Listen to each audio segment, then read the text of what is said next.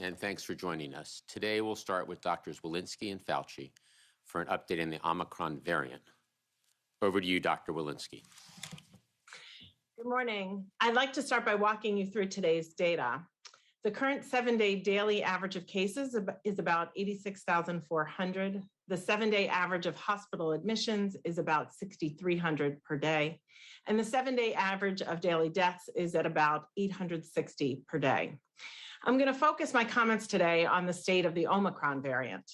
Around the world, we've seen cases in about 40 countries. And on Wednesday, the first confirmed case was detected in the United States in California. Since then, additional states, including Minnesota, Colorado, Hawaii, and New York, have reported cases. And we are working closely with state and local public health authorities to investigate suspect cases in other states. As I mentioned on Tuesday, we are prepared and ready to rapidly recognize the Omicron variant. The first case reported by the California and San Francisco Departments of Public Health was identified quickly through genomic sequencing conducted at the University of California, San Francisco, a laboratory that is funded by CDC using resources from the American Rescue Plan. And the sequences from the first 3 U.S. cases were confirmed at the CDC within hours after their detection by the states. The rapid turnaround in sequence analysis is an example of the importance of our investments this year to expand genomic sequencing across the country and to build a system that is prepared to swiftly respond to new and emerging COVID variants. Once these cases were identified, CDC staff began working with state and local public health authorities to do contact tracing and investigation. Across the country, public health departments are looking at sequence data, at travel histories and epidemiologic indicators, at diagnostic data to identify possible cases of Omicron. CDC will continue our robust collaborations with state and local public health authorities to identify cases as they emerge, to support contact tracing of those newly diagnosed cases of Omicron, to encourage post-arrival testing of international travelers, and to assist with all implementation of prevention strategies. We are equipped and prepared to fight the Omicron variant head on. We're actively taking steps to stay ahead of Omicron. Yesterday, CDC issued a health advisory through our Health Alert Network to provide recommendations to public health departments and jurisdictions, laboratories, healthcare providers, and the public in light of the new Omicron variant and what actions are needed now, including testing protocols and guidance for case investigations. Notably, we are urging providers to get all eligible Americans boosted right away. Additionally, CDC is providing support to enhance and streamline genomic sequencing nationally and is expanding surveillance of international travelers. Our CDC laboratories are working in collaboration with public health and academic partners and across agencies to understand the science of this new variant, assessing its susceptibility to therapeutics and vaccines. We are continuously monitoring vaccine effectiveness in our real-world surveillance studies and publicly reporting those data. And we are doing an in-depth investigation of the first initial cases of Omicron so that we can understand transmission and severity of Omicron disease. I know that the news is focused on Omicron, but we should remember that 99.9% of cases in the country right now are from the Delta variant. Delta continues to drive cases across the country, especially in those who are unvaccinated.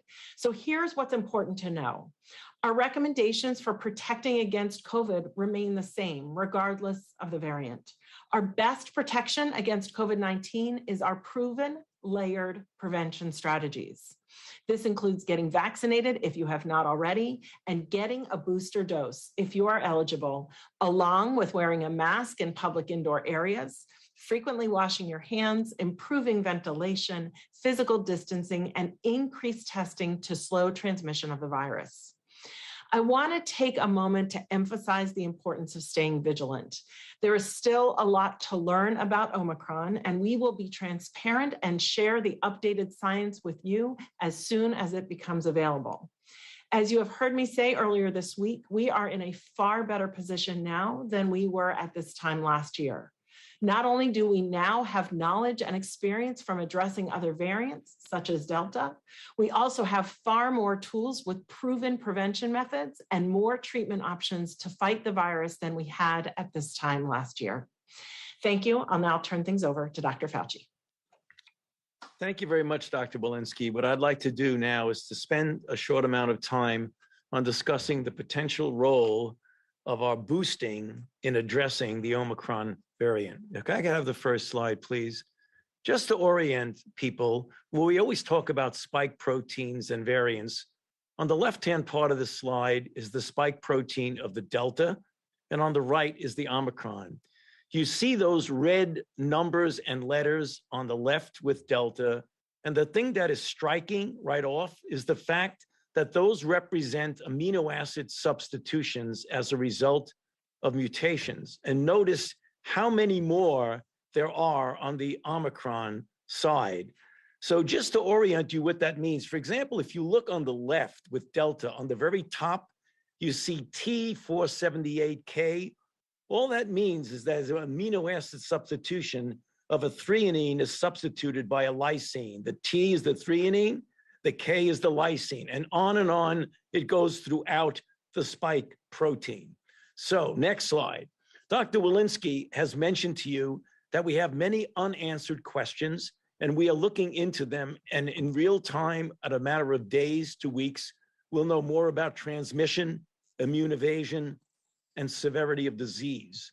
But what can we do right now? Next slide. There are a number of things that we can do. Dr. Walensky mentioned several of them. I want to focus just for a minute or two on two of those, namely getting vaccinated and getting boosted. Next slide. So let's take a look at the data when it comes to another variant. In fact, the variant that we are dealing with right now in our own country with Delta. In September of this year, unvaccinated people in the United States had almost a 6% increased risk of getting infected and getting COVID-19 compared to fully vaccinated, and about an 11-fold increased risk of being hospitalized and a 14 increase of dying when you compare individuals who are fully vaccinated versus unvaccinated. And this is Delta. Next slide. However, in vitro studies now indicate that booster shots markedly increase the antibody titers against a wide range of variants. Next slide. So if you look at this, right now, remember, we were all vaccinated, those who were vaccinated, against the ancestral or Wuhan strain. Yet when you look on this slide of the effective booster in the light blue in younger individuals is what the level of antibody titer is prior to the third shot boost. It was 55. 28 days after the boost, in this case, a third shot of the mRNA 1273, it goes way up to 872, much higher than the actual peak following the second dose. And this is reflected also in individuals greater than 65, as shown on the right-hand part of the slide. Next slide. The same holds true for the Pfizer-BioNTech. And on this, you see, again, on the left, 1 month after the second dose, take the blue column. There's 241 as the 50% serum neutralization.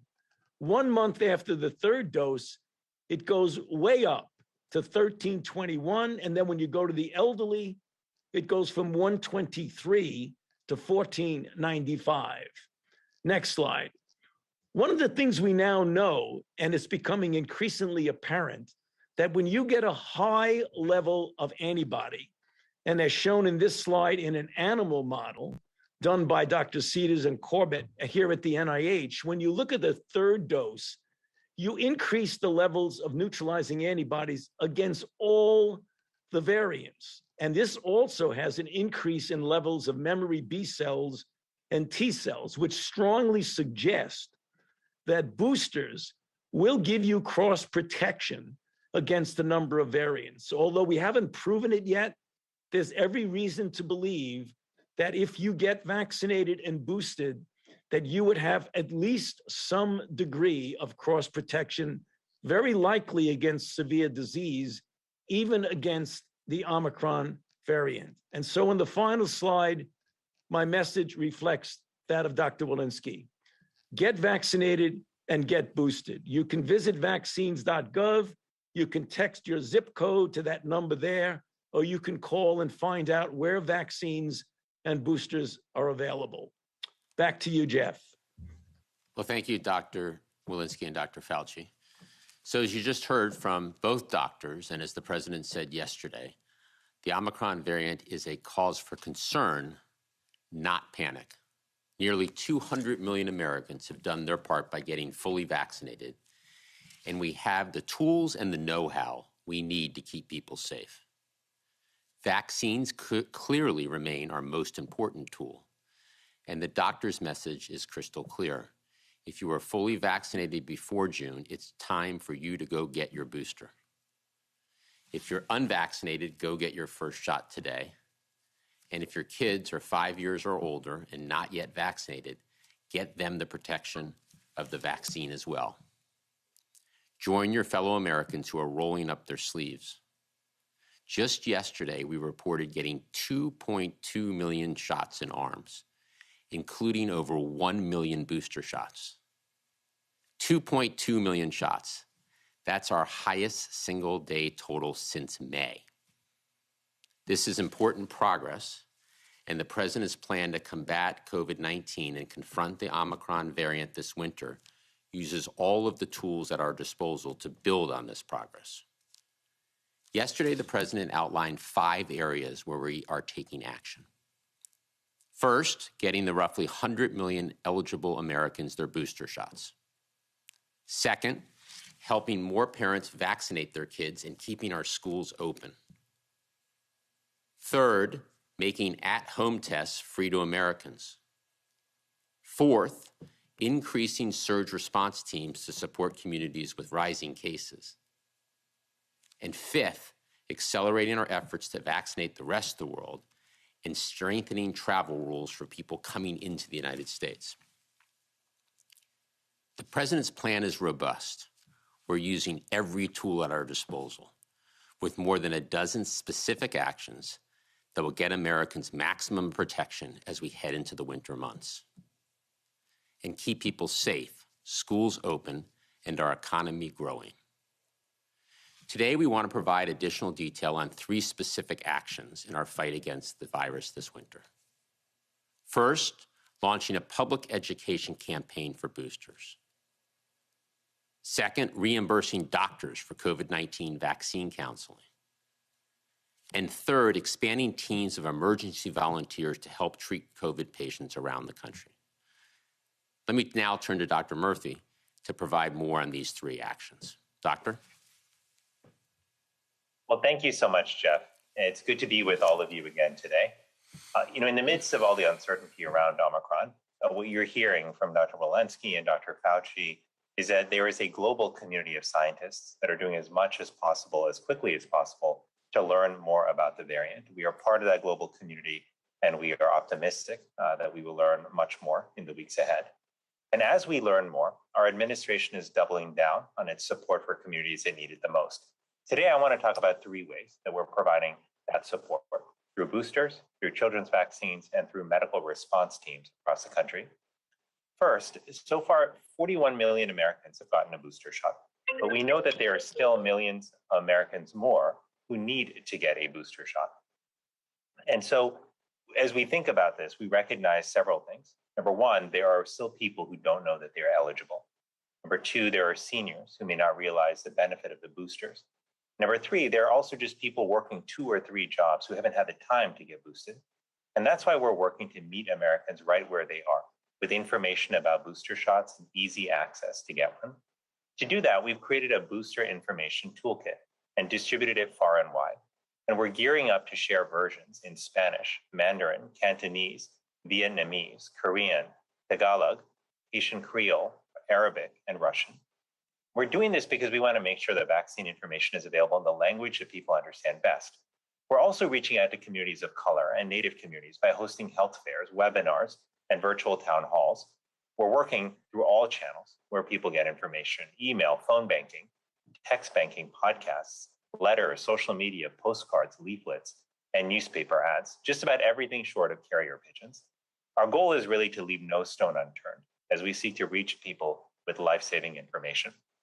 And some of the many organizations we're working with in this outreach include Jack and Jill of America, the Divine Nine Sororities and Fraternities, Corazon Latino, and more than 1,200 faith leaders. Each of these partnerships will help us ensure that more people extend and enhance our protection against COVID, especially as we look forward to gathering for the holidays.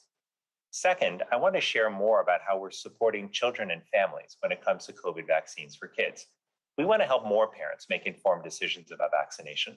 That's why Medicaid will begin to pay healthcare providers to talk to families about the importance of vaccines for kids. This is a move that will be backed by 100% federal funding. Now, Medicaid and the Children's Health Insurance Program provide insurance coverage to over 40% of all children in the United States, and they're a significant source of healthcare for children of color. This support will help more families get connected to the personalized, trusted medical advice that they need and deserve. Now, this is an issue that's near and dear to me because last week I was able to take my 5-year-old son to get vaccinated. Now, he was a little nervous, and when the time came to roll up his sleeve, I had to be right there with him and make sure he didn't run away. But he was all smiles afterwards, and he's been proudly showing off his "I'm vaccinated" sticker to family and to friends. Now, my wife and I are just two of the millions of parents out there who have been waiting for months for the opportunity to protect our children. There are few things that feel better than knowing your child is safer. And now the parents of over 4 million children, ages 5 through 11, are feeling that relief. And that number will continue to grow in the coming weeks. The last investment I want to talk about is our support for emergency medical response teams as we head into the winter and face the Omicron variant. Yesterday, the president announced $20 million in funding to strengthen the Medical Reserve Corps. This is a network of medical and public health volunteers who support understaffed hospitals and healthcare facilities across the country. Together, the Medical Reserve Corps, or MRC, has dedicated more than 2 million hours to their local COVID-19 response, often working tirelessly in under-resourced health centers and often without much recognition. This funding will provide the support they need to continue their heroic work. The president's plan will also create over 60 emergency medical response teams to ensure that hospitals across the country have the help they need to battle rising cases in the winter. In closing, I just want to remind all of us that at this time last year, we were in a very different position. Vaccines were not yet available to anyone, let alone booster shots. Rapid tests were not yet on the market. As a father, I was worried about the health of my children. And as a son, I was worried about my parents. I did not know when they'd be able to get vaccinated against COVID. So I remain immensely encouraged by the extraordinary strides that we made in the past year. Yes, Omicron is concerning, and yes, we're still working toward better understanding it. But there is enough progress behind us to feel both cautious and hopeful. We are on the right track, and we're learning more about how to stay on the right track. Thanks for your time, and I'll turn it back to you, Jeff. Thanks, Doctor. Before we open up for questions, let me briefly touch on our efforts to vaccinate the rest of the world. The president has been clear from the start. To protect the American people and our economy, we must defeat the virus everywhere. That means we must ensure the rest of the world gets vaccinated. It's in our self-interest, and it's our moral obligation. And under President Biden's leadership, the United States is leading the way. We've committed to donate 1.2 billion doses to the world. For context, that means for every one shot the Biden administration has administered here in the U.S. to vaccinate Americans, we're donating about 3 doses to people around the world. Already, we have shipped, for free, with no strings attached, 291 million doses to 110 different countries. That's more vaccines donated and shipped by the United States than all other countries in the world combined. Yesterday, the president announced we're accelerating the delivery of more vaccines around the globe, 200 million doses in the next 100 days. And just today, we are shipping 11 million doses. 11 million doses in one day. That's more doses shipped by the U.S. in a single day than what all but 7 other countries have delivered in total since the start of this pandemic. Of the 11 million, 9 million are shipping to Africa, bringing our total doses donated to Africa to 100 million. That's American leadership, and we are calling on the rest of the world to step up and join us. We're also continuing to work with partners around the world to turn those vaccines into vaccinations, from supporting communication campaigns to build vaccine confidence, to funding for vaccinators on the front line. We are leading the global vaccination effort. With that, let's open it up for some questions. Thanks, Jeff. First question, let's go to Dan Vergano at BuzzFeed. Thanks. I guess this is for Dr. Walensky or Dr. Fauci. What is the point at which we'll know how transmissible or immune evasive the Omicron variant is? Is there a certain data point, or is there a certain number, the share of infections we should be seeing? When does that become clear just how bad this thing is? Thank you. Dr. Fauci, why don't we start with you?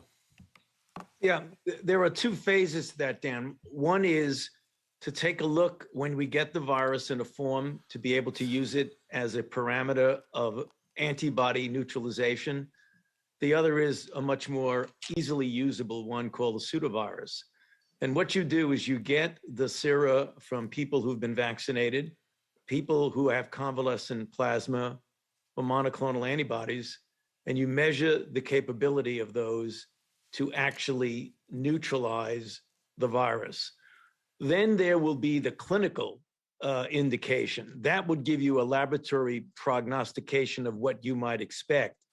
But then clinically, when you follow, and right now, the South Africans, as we mentioned, because of the volume of cases that they have thus far, are ahead of us in the sense of being able to take a look at differences in protection, immune evasion, severity of disease in people who have either been vaccinated, people who have been unvaccinated, or people who have recovered from prior infection.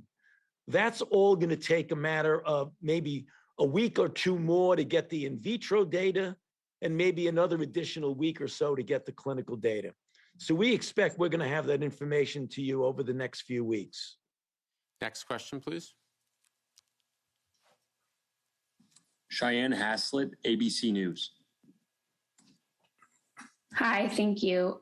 Along the lines of the last question, are we setting people up for sort of a false deadline? Do you think that there will be a moment in the next few weeks where we really have a clear picture, or is it going to take months before we know if Omicron is going to become a dominant variant in the U.S.? Dr. Fauci? Well, you have a couple of questions there. The first is it's going to take a while for us to know what the impact is going to be globally and for people who are infected with Omicron. The way you find out whether it's going to be dominant, and the CDC will be able to do that as they continue to follow the percentage of the isolates that are Omicron and the doubling time of that percentage. You might recall months ago when we had 1, 2, 3, 4% of our isolates were Delta, and then we were able to project, and the CDC did do that accurately, to project how long it would take for it to become the dominant one. So we really don't know what's going to happen, how well it is going to compete or not compete with Delta. But we will know as more cases occur and what the doubling time of the relative percentage of Omicron versus Delta will be. Next question. Let's go to Rachel Levy at Politico. Hi, thank you. This is a question on the new rules around testing and insurance reimbursement. Wondering if you could clarify essentially why we are going to have Americans getting reimbursed by insurance, and especially after the holiday surge, wouldn't it make more sense to have the testing essentially be free? The rapid tests that we can buy at the store now are quite expensive, and ahead of the holiday season and increased travel. So the core of our strategy here is convenient tests where and when they are needed. And we want to make sure we get Americans tested in the most efficient, convenient, and effective way. And thanks to the strong actions that we've taken across the last several months, we have plenty of testing capacity, including increasing availability of quality free tests, at-home tests. These are available now. And yesterday, the president announced additional actions. As you mentioned, more than 150 million Americans on private health insurance will be able to submit receipts for at-home tests directly to their health insurance plan, so they can go in their local pharmacy, they can order online, and then get reimbursed. For those that don't have private insurance, we are making available, starting this month, free tests at convenient places in their communities, like health clinics and community centers. On top of that, we have 20,000 sites around the country, many pharmacies, schools, libraries, health clinics, where people can walk in and get a free test. And so since September, supply has really cranked up. We've quadrupled the supply of at-home tests. The FDA has, in fact, authorized 5 new over-the-counter tests. So we have a total of 8 on the market. So there's consumer choice, and prices are starting to come down. That's up from 0 tests that were on the market when the president took office. So the bottom line here is hundreds of millions of Americans have access to free tests through their insurance, pharmacies, schools, libraries, and community health centers. And the core of the strategy is to make sure the tests are where they are needed and available when they're needed at convenient locations. Next question, please. Let's go to Meg Tyrell at CNBC.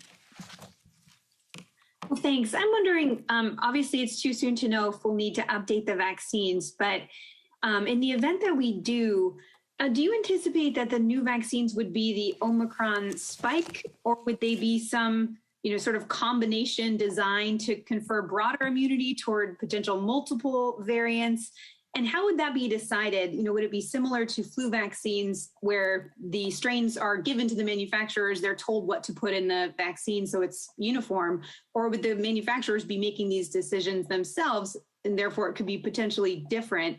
And then what does the regulatory process look like? Would it be similar to boosters where they could be cleared based on antibody data?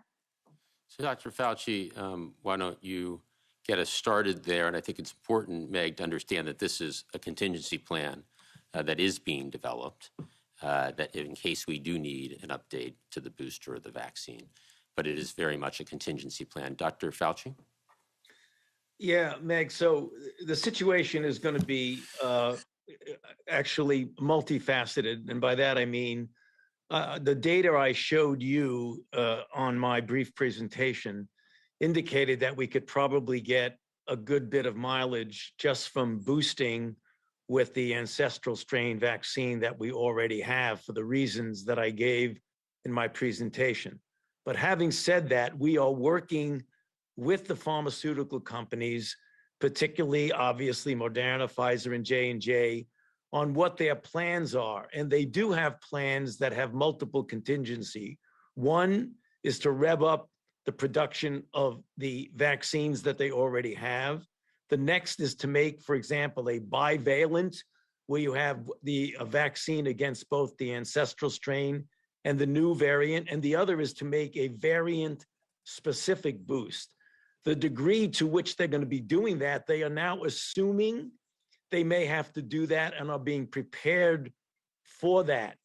With regard to the regulatory issues there, I would have to defer that to the FDA, but in general, it could, and I say could, fall under the same situation as we do with a strain change for influenza. But I would have to leave that determination to the FDA. And just to build a little bit on that, the FDA has laid out guidance for the manufacturers, the vaccine manufacturers, to understand how the agency will evaluate and expeditiously address the potential impacts of a variant on the vaccines, and how the FDA will move quickly and at the same time maintain its rigorous scientific standards. Next question. Last question. Let's go to Nate Wexel at The Hill. Hi, thanks for doing this. Just to I'm curious about the timeline on the travel restrictions so far. It seems like there is community spread right now in the U.S. It seems like some of these cases were here before the restrictions on the African countries were put in place. Is there a timeline for lifting them? Is there, any sort of what's the next step there? So, as we've talked about throughout today's briefing, we are actively monitoring the new variant, addressing the questions that have been raised about transmissibility, severity, and vaccine effectiveness. And as we learn more about the variant over the coming days on all of these fronts, decisions on changes to travel policy will be based on the advice, as they always are, of our health and medical experts. We'll continue to rely on their expertise regarding how we make sure that we keep the American people safe, and that will directly impact the duration of these travel restrictions. Thank you, everybody, for today's briefing. We look forward to seeing you next week.